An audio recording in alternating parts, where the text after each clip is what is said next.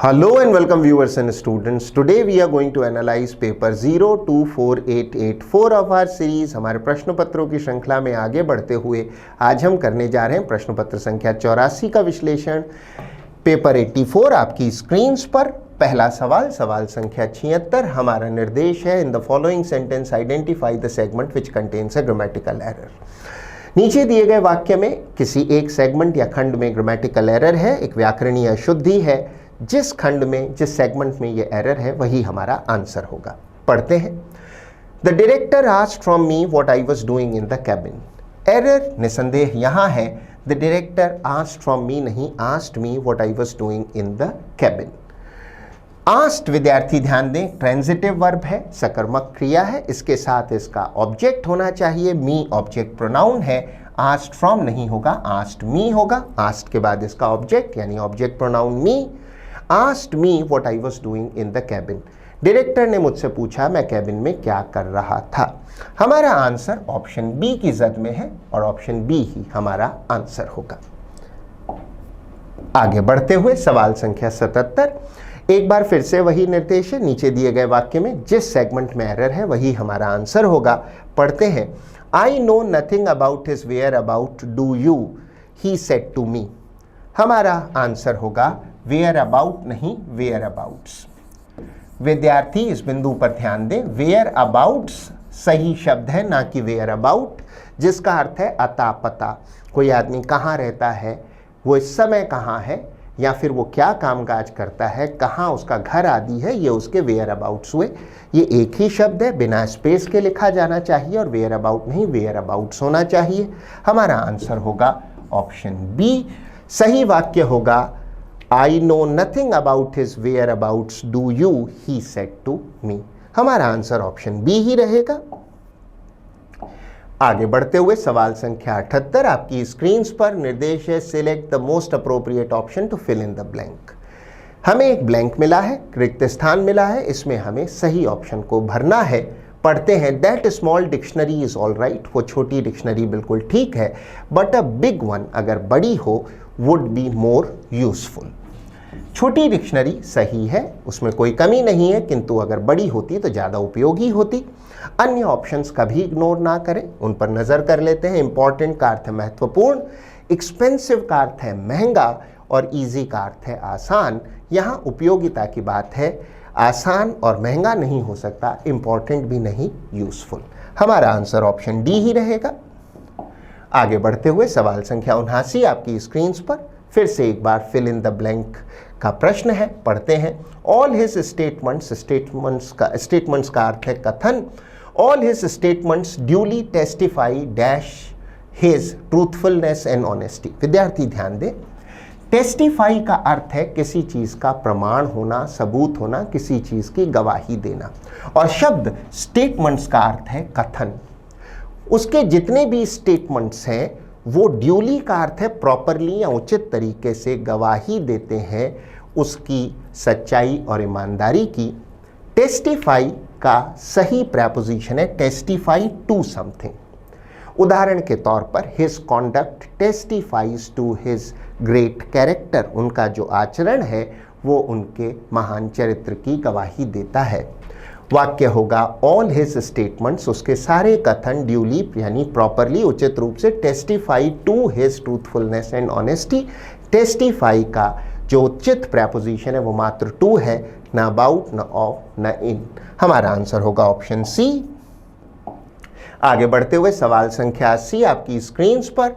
निर्देश है, select the most appropriate option to substitute the underlined segment in the given sentence. हमें एक वाक्य मिला है जिसमें एक रेखांकित खंड है, सेगमेंट है, हमें इसको सब्सटीट्यूट करना है सही ऑप्शन से। The street is infested by rat. सबसे पहले इन्फेस्टेड के मीनिंग को जान लेते हैं। इन्फेस्टेड का अर्थ है किसी चीज से भरा हुआ, किसी चीज से पीड़ित। कैसे? यदि किसी स्थान पर बहुत करप्शन है तो the place is infested with corrupt officials. वहाँ जो भ्रष्ट अधिकारी हैं वो बहुत बड़ी तादाद में हैं। कहीं बहुत सारे चूहे हैं, कॉकरोचेस हैं, तो हम कहेंगे the place is infested with cockroaches और माइस। माउस का प्लूरल होगा माइस, जैसे रेट का प्लूरल रेट्स है, किंतु माउस का प्लूरल होगा माइस। तो इन्फेस्टेड यानी किसी बुरी चीज़ आदि से पर्याक्रांत, पीड़ित, वो बुरी चीज़ वहाँ काफ़ी ज़्यादा बड़ी तादाद या ज़्यादा बड़ी मात्रा या गहनता में है। हमारा आंसर होगा the street is infested by नहीं, इन्फेस्टेड विथ रेट्स। जो गली है उसमें हर तरफ चूहे हैं, चूहे ही चूहे भरे हुए हैं। वो जगह चूहों से बहुत पीड़ित है क्योंकि वो बहुत बड़ी तादाद में वहाँ है। कोई भी कीट, कोई भी जानवर, कोई भी रोडेंट अगर बहुत ज़्यादा है, कोई बुरी चीज़, बुरे लोग किसी स्थान पर बहुत ज़्यादा है, तो the place is infested with that kind of people, animals, rodents, insects etcetera. यदि किसी के सर में बहुत जुएँ हैं तो कहा जा सकता है your head is infested with lice. Louse कहते हैं जू को, और जू अगर ज़्यादा हो, जुएँ हो, तो लाउस का प्लूरल होगा लाइस, LICE, जैसे माउस का प्लूरल है माइस। अन्य कोई ऑप्शन सही नहीं। इन्फेस्टेड बाई स्वयं गलत है, इन्फेस्टेड टू भी नहीं, फ्रॉम भी नहीं, इन्फेस्टेड विथ।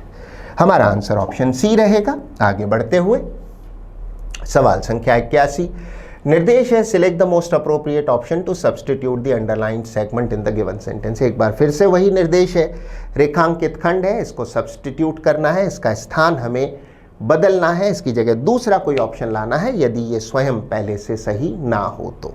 पढ़ते हैं, remember that examinations never start late, they always start in time. हमारा आंसर होगा इन टाइम नहीं, ऑन टाइम।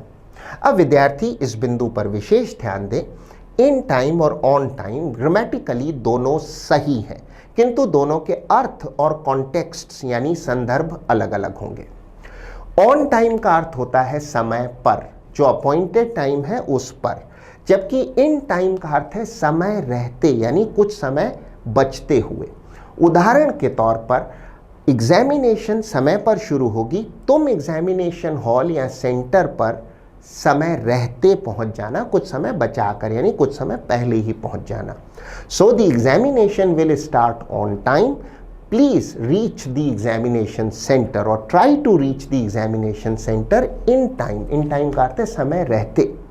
इसी तरह द ट्रेन विल लीव और depart on time, so try to reach the station in time. In time का अर्थ है समय रहते। अब परीक्षाएं कभी भी देरी से शुरू नहीं होती पर समय रहते भी शुरू नहीं होती, अर्थात यदि परीक्षा का समय शुरुआत जो होनी है वो 1 बजे है तो वो 12:50 पर नहीं होगी, पूरे 1 बजे ही होगी, समय पर होगी। आप समय रहते पहुंचे। यहाँ परीक्षा के शुरू होने की बात है, इन टाइम नहीं, ऑन टाइम, समय पर। अन्य ऑप्शंस अगर हम देखना चाहें तो ऑप्शन सी एक मीनिंगफुल इडियोमेटिक एक्सप्रेशन है, in the nick of time. विद्यार्थी इसके अर्थ को नोट कर लें। In the nick of time का अर्थ होता है एन मौके पर। जैसे कोई लास्ट एन वक्त पर कोई काम हो तो हम कहेंगे it happened in the nick of time. हमारा आंसर यद्यपि ऑप्शन ए ही रहेगा, ऑन टाइम। आगे बढ़ते हुए सवाल संख्या 82 आपकी स्क्रीन पर। हमारा निर्देश है सिनोनिम बताइए प्रश्न शब्द के लिए। प्रश्न शब्द है मिंगल। मिंगल का अर्थ है मिलना। अगर आप लोगों से मिंगल करते हैं तो उनसे मिलते हैं। हमारा आंसर होगा मिक्स। चीज़ों को मिंगल करें तो मिलाएं, लोगों से मिलें तो भी मिंगल, मिलना। You mingle with celebrities. और अगर आप दो चीज़ों को मिंगल करते हैं तो उन्हें मिक्स करते हैं, ब्लेंड करते हैं, कंबाइन करते हैं। हमारा आंसर होगा मिक्स। कॉम्बिनेशन नहीं हो सकता। विद्यार्थी ध्यान दें, यदि कंबाइन होता तो इस पर विचार किया जा सकता था। ऑप्शन बी जिंगल यद्यपि आंसर नहीं है पर बहुत अच्छा शब्द है। इसके 2 मुख्य अर्थ हैं। एक तो अर्थ है टनटनाहट या झंझनाहट और दूसरा अर्थ है कोई छोटी कविता या राइम, RHYME। सो टनटनाहट या छोटी सी झंझनाहट और दूसरा अर्थ कोई छोटी कविता या राइम। डिमिनिश का अर्थ है कम करना या कम होना। हमारा आंसर ऑप्शन सी मिक्स ही रहेगा। आगे बढ़ते हुए सवाल संख्या 83। एक बार फिर से हमें सिनोनिम या पर्यायवाची बताना है प्रश्न शब्द का। कमेंस का अर्थ है शुरू करना। हमारा आंसर होगा स्टार्ट। तो शुरू करना या शुरू होना, कमेंस और स्टार्ट दोनों का एक ही अर्थ है। अन्य ऑप्शंस पर नजर कर लेते हैं। बिगन जो है वो थर्ड फॉर्म है बिगिन की, जिसका अर्थ होता है शुरू करना या शुरू होना। कन्विंस का अर्थ है किसी को राजी करना, मना लेना, संतुष्ट करना। कम्युनिकेट है किसी से कोई संवाद करना, बातचीत करना। आप सोचेंगे कि कन्विंस तो उत्तर नहीं हो सकता, जिसका अर्थ है राजी करना, मना लेना या संतुष्ट करना। किंतु बिगन क्यों नहीं? इसका अर्थ भी तो शुरू करना या शुरू होना है।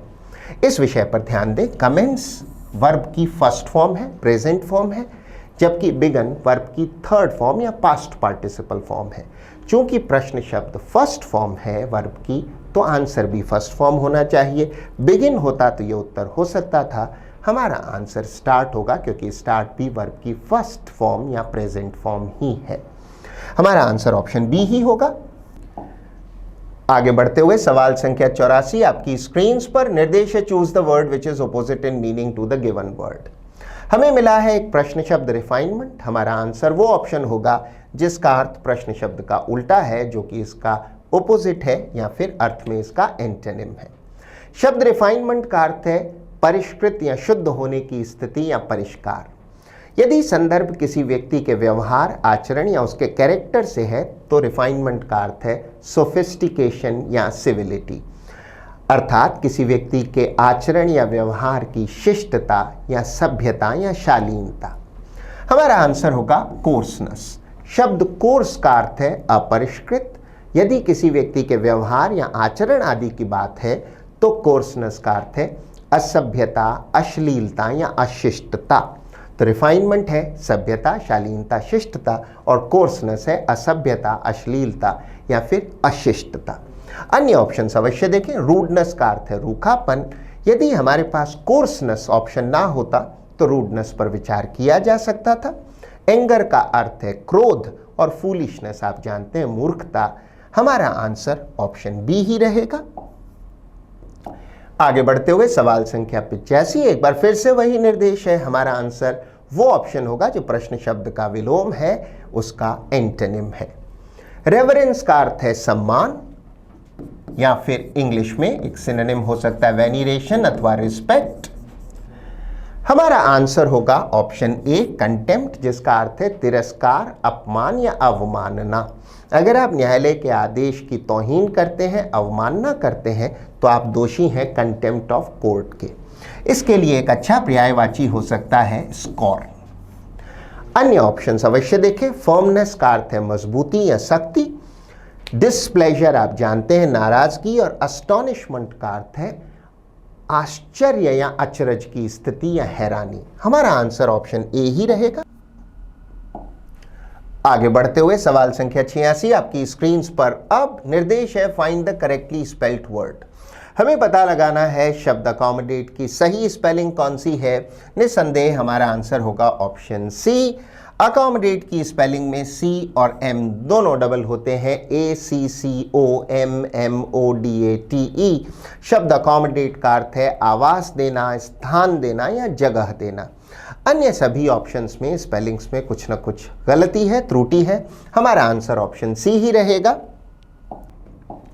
आगे बढ़ते हुए सवाल संख्या 87। निर्देश है select the word which means the same as the group of words given below. One word substitution का प्रश्न है। A large body of matter with no definite shape. कोई द्रव्य की ऐसी चीज जिसकी कोई निश्चित आकृति ना हो। हमारा आंसर होगा मैस। अर्थ है पिंड या ढेर। द्रव्य यानी कोई भी मैटर, मैटर या द्रव्य की कोई चीज जिसका कोई आकार, निश्चित आकार ना हो। मैस, मैस का अर्थ है कोई पिंड या ढेर। बहुत बड़ी चीज को मैसिव कहते हैं, जो कि मैस से ही बना है। मैसिव एडजेक्टिव है, मैस है नाउन, पिंड, ढेर आदि। अन्य ऑप्शंस अवश्य देखें। असेंबली का अर्थ है सभा, हर्डल का अर्थ है बाधा, और गैदरिंग का अर्थ है लोगों का समूह या लोगों का जमावड़ा। हमारा आंसर ऑप्शन ए ही रहेगा, मैस। आगे बढ़ते हुए फिर से वही निर्देश है। Select the word which means the same as the group of words given below. To bite like a rat, rat की तरह काटना यानी कुतरना। तो धीरे धीरे काटना या कुतरने को कहते हैं नॉ। विद्यार्थी उच्चारण पर ध्यान दें। शब्द GNAW में जी साइलेंट रहता है, उच्चारण है नॉ। जैसे अगर आपकी किताब को चूहे कुतर गए हैं तो they have gnawed your book. अन्य ऑप्शन अवश्य देखें। चू का अर्थ है चबाना, जबकि हमारा जो प्रश्न है वो कुतरने से संबंधित है। कट है काटना, और स्प्लिट है तोड़ना या फिर विभक्त करना। हमारा आंसर ऑप्शन डी ही रहेगा। आगे बढ़ते हुए सवाल संख्या 89 आपकी स्क्रीन पर। निर्देश है select the most appropriate meaning of the given idiom. नीचे दिए गए वाक्य में एक इडियोमैटिक एक्सप्रेशन है टू द कोर, और हमारा आंसर वो ऑप्शन होगा जो इसका सही अर्थ बताता हो। टू द कोर का अर्थ है पूरी तरह से। उदाहरण के तौर पर मैं किसी व्यक्ति को कहूं he is a professional to the core, इसका अर्थ हुआ वो पूरी तरह से एक पेशेवर व्यक्ति है। दिए गए वाक्य को पढ़ते हैं, he is a nationalist to the core. Nationalist का अर्थ है राष्ट्रवादी, वो एक राष्ट्रवादी व्यक्ति है पूरी तरह से। हमारा आंसर होगा कंप्लीटली। विद्यार्थी अन्य ऑप्शंस को अवश्य देखा करें। पार्शियली का अर्थ है आंशिक रूप से, अल्टीमेटली का अर्थ है आखिरकार या अंततः, और कॉन्सिक्वेंटली का अर्थ है परिणाम स्वरूप या फलस्वरूप। हमारा आंसर ऑप्शन सी ही रहेगा। आगे बढ़ते हुए सवाल संख्या 90 आपकी स्क्रीन पर। एक बार फिर से वही निर्देश है select the most appropriate meaning of the idiom given below. हमें एक फ्रेजल वर्ब या इडियोमैटिक एक्सप्रेशन मिला है गिव अवे। हमारा आंसर वो ऑप्शन होगा जो इसका सही कॉन्टेक्सचुअल मीनिंग बताता हो। The director of sports, director है निदेशक, खेलों के निदेशक ने gave away the prizes, prizes इनाम है टू द पार्टिसिपेंट्स। पार्टिसिपेंट्स का अर्थ है हिस्सा लेने वाले। हिस्सा लेने वाले खिलाड़ियों को निदेशक ने इनाम दिए या बांटे। हमारा आंसर होगा डिस्ट्रीब्यूटेड। अन्य ऑप्शन अवश्य देखें। डोनेट का अर्थ है दान करना, प्रॉमिस है वचन देना, और हैंड ओवर का अर्थ है सुपुर्द करना। यदि कोई चीज़ आपके कब्जे या नियंत्रण में है और आप इसको किसी और को सुपुर्द कर रहे हैं, संभलवा रहे हैं, तो आप हैंड ओवर कर रहे हैं। हमारा आंसर डिस्ट्रीब्यूटेड ही रहेगा। आगे बढ़ते हुए सवाल संख्या 91 आपकी स्क्रीन पर हमें मिला है एक्टिव वॉइस का एक वाक्य, और हमें बदलना है इसे पैसिव वॉइस में। निर्देश है select the correct passive form of the given sentence. वाक्य है who can question Gandhi's integrity. Integrity का अर्थ है ईमानदारी। हु कैन क्वेश्चन, कौन व्यक्ति है जो गांधी की ईमानदारी पर प्रश्न खड़ा कर सकता है। विद्यार्थी जानते हैं कैन की पैसिव रचना होती है कैन बी के साथ वर्ब की थर्ड फॉर्म यानी past participle form. Can be question. Who का पैसिव होगा by whom can Gandhi's integrity be question. हमारा आंसर होगा ऑप्शन बी। अन्य ऑप्शंस की समीक्षा कर लेते हैं। ऑप्शन ए में भी बाई होम गांधीज है, लेकिन बाई होम तक ठीक है, गांधीज इंटेग्रिटी नहीं होगा। Can Gandhi's integrity be question. Option C Gandhi's integrity can be question पूरी तरह से गलत है, प्रश्नवाचक वाक्य है। सीधे सब्जेक्ट गांधी से शुरू ही नहीं हो सकता। हु कुड हैव पूरी तरह से गलत है। ऑप्शन डी भी हमारा आंसर सिर्फ ऑप्शन बी होगा। By whom can Gandhi's integrity be question. आगे बढ़ते हुए सवाल 92 से 96 cloze test fill in the blanks का एक समुच्चय। इसे हल करने की विधि से आप अच्छी तरह से वाकिफ हैं। दिए गए पैसेज को पहले पढ़ें फिर हल करें। यदि समय का अभाव हो, समय नाकाफ़ी हो, तो आधा पैसेज पढ़ें, उसके उपरांत हल करें और हमेशा ब्लैंक के आगे तक पढ़ें। तो पढ़ते हैं। One complaint that parents and teachers have about children these days is that they are simply not interested in dash. Complaint है शिकायत। एक शिकायत जो पेरेंट्स और टीचर्स को आजकल है, दीज डेज है आजकल या इन दिनों, बच्चों को लेकर वो ये है कि वो बिल्कुल इंटरेस्टेड नहीं है, रुचि नहीं लेते in dash. In is weekly column, अखबार में लिखे गए लेख को कॉलम या स्तंभ कहते हैं। Down in jungle land Ranjit Lal and dash offer some useful suggestion. Suggestions हैं सुझाव। कीपिंग अ डॉग और a cat as a pet dash be made mandatory. Mandatory का अर्थ है अनिवार्य।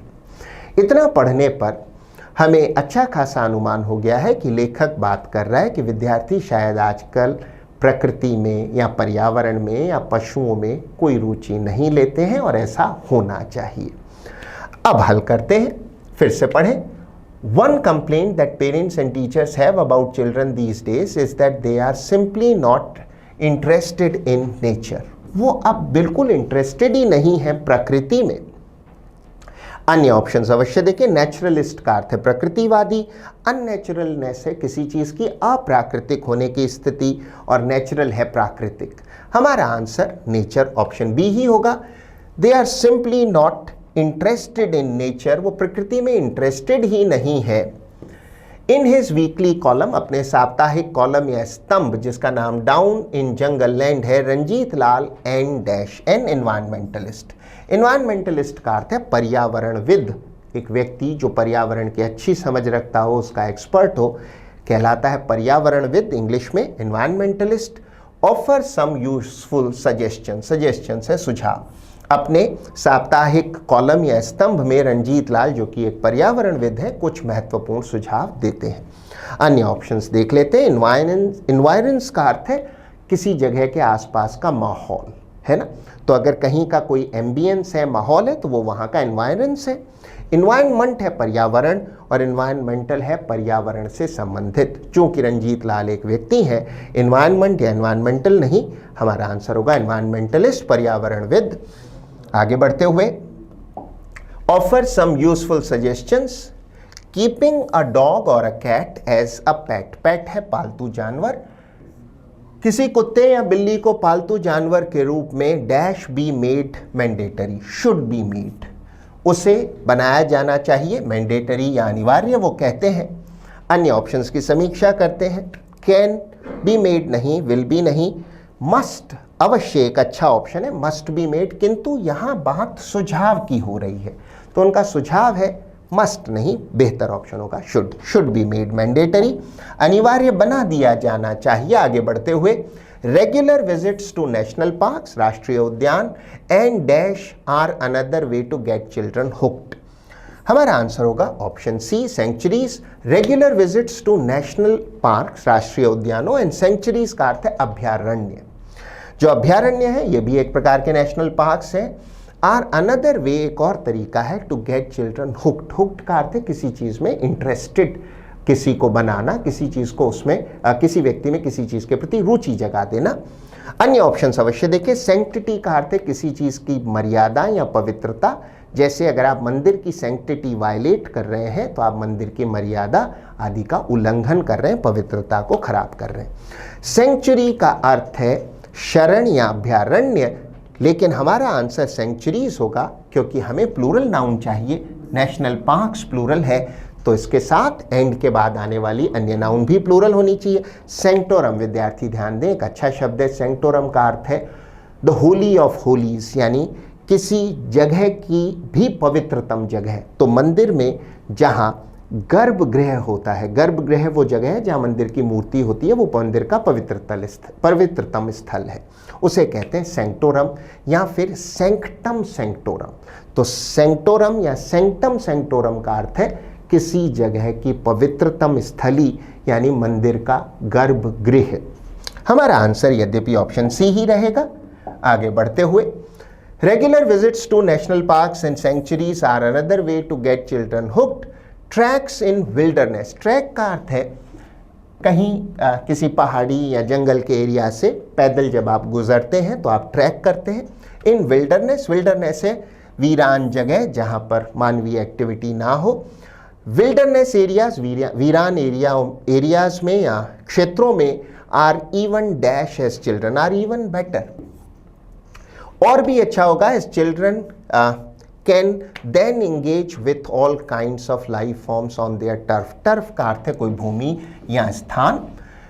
और भी अच्छा होगा कि विल्डरनेस एरियाज में, वीरान एरियाज में जहां मानवीय एक्टिविटी नहीं है, उन क्षेत्रों में अगर बच्चे ट्रैक करें, वहां पैदल गुजरें, वहां से एक सैर सपाटे के रूप में या फिर एक लर्निंग एक्सपीरियंस के रूप में जब आप लंबी यात्रा करते हैं पैदल तो उसे ट्रैकिंग कहते हैं। और इवन बेटर, ये और भी अच्छा होगा अगर ट्रैक्स ऑर्गेनाइज किया जाए एज, क्योंकि children can then engage with, अगर आप किसी चीज़ के साथ एंगेज विथ करते हैं तो उसके साथ एक्टिविटी करते हैं, उसके संपर्क में आते हैं, with all kinds of life forms on their turf. Turf का अर्थ वैसे तो आपकी भूमि, यहाँ का अर्थ है कोई कार्य क्षेत्र या जहाँ आप काम कर रहे हैं, तो वो जहाँ आप ट्रैकिंग करेंगे वो स्थान आपका टर्फ होगा।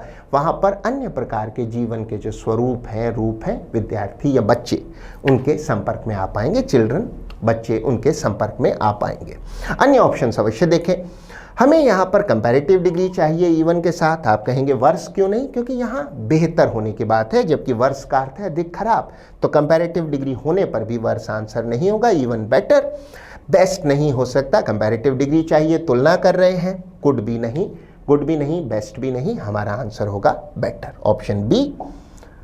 आगे बढ़ते हुए सवाल संख्या 97 आपकी स्क्रीन पर, रीअरेंजमेंट ऑफ सेंटेंसेस का प्रश्न है, आप जानते हैं इसे हल करने की विधि, जैसे दिया है वैसे पढ़ें और फिर इन ऑप्शंस को सही क्रम में जमाएं, अनस्क्रैम्बल करें, क्योंकि ये रैंडमली या बेतरतीब तरीके से लिखे गए हैं। पढ़ते हैं, एज मैन्स इंटेलिजेंस ग्रू, इंटेलिजेंस है बुद्धि, बढ़ी, सो डिड हिज पावर, जैसे व्यक्ति की बुद्धि बढ़ी वैसे वैसे उसकी शक्ति भी बढ़ी। बी है, this intelligence made him cleverer and stronger than enormous animals, इस बुद्धि ने उसे ज्यादा चतुर और ज्यादा शक्तिशाली बना दिया, इनॉर्मस है बहुत बड़े जानवरों की तुलना में, which would otherwise have destroyed him, जो कि अदरवाइज है अन्यथा उसे नष्ट कर देते। The chief difference between man and the other animals was intelligence of man, मनुष्य में और अन्य जानवरों में जो मुख्य फर्क था वो था बुद्धि का। आगे बढ़ते हुए, कंबाइनिंग इंटेलिजेंस विथ पावर, अगर आप इंटेलिजेंस बुद्धि को पावर का अर्थ है शक्ति से कंबाइन करें, मिला लें, मिला करके man developed weapons to fight the enemies, बुद्धि को शक्ति से मिला करके मनुष्य ने, मैन का अर्थ है मनुष्य से, पुरुष से नहीं, मनुष्य ने विकसित किए वेपन्स हैं हथियार, टू फाइट हिज एनिमीज, मनुष्य ने अपने शत्रुओं से लड़ने के हथियार विकसित किए। इतना पढ़ने पर हम बहुत अच्छे से समझ गए हैं कि मनुष्य क्यों श्रेष्ठ है अन्य जानवरों से, क्योंकि बुद्धि के कारण, और अंतिम खंड डी तो ये भी कहता है बुद्धि के साथ शक्ति को मिला करके कंबाइन कर कर। इतना पढ़ने पर हम पाते हैं दो बहुत अच्छे लिंक, एक तो सी बी और दूसरा ए डी। सबसे पहले सी खंड होना चाहिए जो इंट्रोडक्टरी खंड भी है, यही शुरुआत करता है द चीफ डिफरेंस, जो मुख्य अंतर है, प्रमुख अंतर है बिटवीन मैन, मानव ना कि पुरुष, and the other animals was the intelligence of man, जो प्रमुख अंतर था मनुष्य में और अन्य जानवरों में वो था मनुष्य की बुद्धि, इंटेलिजेंस ऑफ मैन। उसके उपरांत बी होना चाहिए दिस इंटेलिजेंस, ये वाली इंटेलिजेंस, जो अंतर हमें सी में बताया गया है, made him cleverer and stronger than enormous animals which would otherwise have destroyed him, और इसी बुद्धि के कारण वो अधिक शक्तिशाली और चतुर हो पाया, जिसके कारण वो उन बड़े जानवरों से भी ज़्यादा चतुर हो पाया जो अन्यथा उसे मार ही देते। बी के उपरांत ए है, एज मैन्स इंटेलिजेंस ग्रू, और जैसे जैसे इंटेलिजेंस बढ़ी सो डिड हिज पावर, उसकी बुद्धि के साथ उसकी शक्ति भी बढ़ी, और निष्कर्ष रूप में सिर्फ अंतिम ऑप्शन डी हो सकता है, कंबाइनिंग इंटेलिजेंस एंड पावर, बुद्धि और शक्ति को मिला करके मैन डेवलप्ड वेपन्स, मनुष्य ने हथियार विकसित किए, टू फाइट हिज एनिमीज, अपने शत्रुओं से लड़ने के लिए। हमारा आंसर वो ऑप्शन होगा जिसमें सी के उपरांत बी हो और उसके उपरांत ए तथा डी हो, ऐसा ऑप्शन है सिर्फ दूसरा ऑप्शन बी, अन्य कोई ऑप्शन सही नहीं। आगे बढ़ते हुए सवाल संख्या 98, एक बार फिर से सेंटेंस रीअरेंजमेंट का प्रश्न है। हमें चार खंड मिले हैं जिन्हें जम्बल्ड ऑर्डर में या फिर रैंडम ऑर्डर में लिख दिया गया है, हमें इन्हें सही क्रम में रीअरेंज करना है, अनस्क्रैम्बल करना है। पहले पढ़ते हैं फिर हल करते हैं। यस, हाँ, first get us some fresh juice, fresh है ताज़ा, जूस है रस, हमें पहले कुछ ताज़ा फलों का रस ला दीजिए, एंड सम सैंडविचेस, सैंडविचेस आप जानते हैं विद्यार्थी ध्यान दें, सैंडविचेस में डी को नहीं बोला जाता, सैंडविचेस, और कुछ सैंडविचेस ला दीजिए। मे आई टेक योर ऑर्डर, क्या मैं आपका ऑर्डर ले सकता हूँ? नॉट नाउ, अभी नहीं, may be a little letter, शायद थोड़ी देर बाद में, लेटर है कुछ समय बाद, श्योर पक्का, would you like some coffee too, क्या आप कुछ कॉफी भी लेना चाहेंगे? विद्यार्थी ध्यान दें, टू का अर्थ है भी का अर्थ है कोई दूसरी बात। इस संकेत पर विशेष ध्यान दें। इतना पढ़ने पर हम समझ गए हैं कोई व्यक्ति कहीं आया हुआ है और जो उसका सर्वर है, वेटर है, वो उससे पूछ रहा है वो क्या लेंगे। इस संवाद की बात है हमारे पास। जो बेहतरीन लिंक्स हैं वो हैं एक तो BA और एक DC।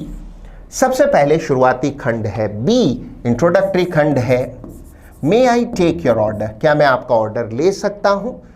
यस, उसने कहा ठीक है, बिल्कुल ज़रूर ले सकते हैं। पहले हमें फ्रेश जूस और कुछ सैंडविचेस ला दीजिए। Yes, first get us some fresh juice and some sandwiches. उसके उपरांत डी, ठीक है, फ्रेश जूस और सैंडविचेस के साथ क्या आप कॉफ़ी भी लेंगे? Sure, would you like some coffee too, जिसका जवाब है नॉट नाउ, अभी तो नहीं, कुछ समय बाद। हमारा आंसर वो ऑप्शन होगा जिसमें शुरुआत में BA हो और उसके उपरांत DC, ऐसा ऑप्शन है सिर्फ ऑप्शन सी, BADC, अन्य कोई ऑप्शन सही नहीं। आगे बढ़ते हुए सवाल संख्या 99 आपकी स्क्रीन पर निर्देश है select the most appropriate direct form of the given sentence. हमें इनडायरेक्ट स्पीच का एक वाक्य मिला है, हमारा आंसर वो ऑप्शन होगा जो इसको सही तरीके से डायरेक्ट स्पीच में बदले। पढ़ते हैं, I asked Rahul why he was back so soon. Back का अर्थ है वापस आना। मैंने राहुल से पूछा वो इतना जल्दी वापस क्यों आ गया। विद्यार्थी ध्यान दें, सबसे पहले reporting verb asked past tense में है, why he was back so soon अर्थ हुआ इनडायरेक्ट स्पीच में हमें वाई मिला है, अर्थ है कि डायरेक्ट स्पीच में कोई प्रश्नवाचक वाक्य रहा होगा। ही वॉज बैक सो सून, इन संकेतों के आधार पर हमारा आंसर वो ऑप्शन होगा जिसमें डायरेक्ट स्पीच में इंटेरोगेटिव वाक्य रहा हो। वॉज अगर हमें इनडायरेक्ट स्पीच में मिला है क्योंकि reporting verb asked past tense में है, तो डायरेक्ट स्पीच का ये प्रश्न प्रेजेंट में होना चाहिए। हमारा आंसर होगा I said to Rahul quote why are you back so soon unquote. मैंने राहुल से पूछा तुम इतना जल्दी वापस क्यों आ गए। विद्यार्थी ध्यान दें, डायरेक्ट स्पीच में प्रश्नवाचक वाक्य होगा, इनडायरेक्ट स्पीच में हम इसे साधारण वाक्य में बदलते हैं, इसलिए फुल स्टॉप आया है। मैंने राहुल से पूछा, said to Rahul indirect speech में आस्क्ड हो गया क्योंकि प्रश्नवाचक वाक्य है।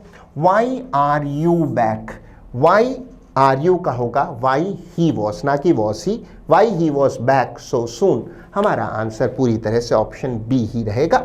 अन्य ऑप्शंस की समीक्षा कर लेते हैं कि वे गलत क्यों हैं। पहला option I said to Rahul तक ठीक है, कोट वाई यू आर नहीं, वाई आर यू होना चाहिए। Option C I said to Rahul, I asked to Rahul गलत है, आस्क्ड के बाद टू नहीं होना चाहिए। वाई वॉज ही भी गलत है, एरर यहाँ भी है, एरर यहाँ भी। ऑप्शन डी देखें, आई सेड टू राहुल यहाँ तक ठीक है, कोट वाई ही वॉज नहीं, वाई आर यू। हमारा आंसर सिर्फ ऑप्शन बी हो सकता है, अन्य कोई ऑप्शन।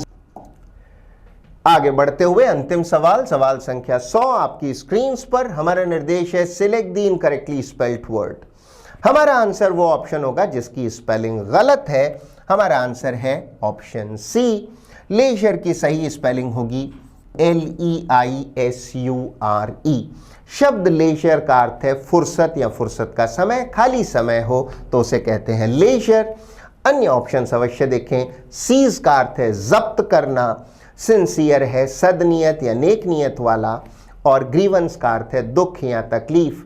यदि आपको किसी चीज को लेकर शिकायत है, दुख है, तकलीफ है, तो वो आपका ग्रीवेंस है। हमारा आंसर बेशक ऑप्शन सी ही रहेगा। तो ये था आपका एनालिसिस पेपर 84 का। I hope you manage to learn something important from it. Analysis में सिखाए गए नियमों को लिखें, नोट करें, एनालिसिस में सिखाई गई वोकैबुलरी को नोट करें, याद करें, और बहुत बेहतर होगा उन शब्दों का प्रयोग अपने एग्जाम्पल सेंटेंसेस में करें। So keep working, keep learning, keep trying, all the best. Thank you and bye bye.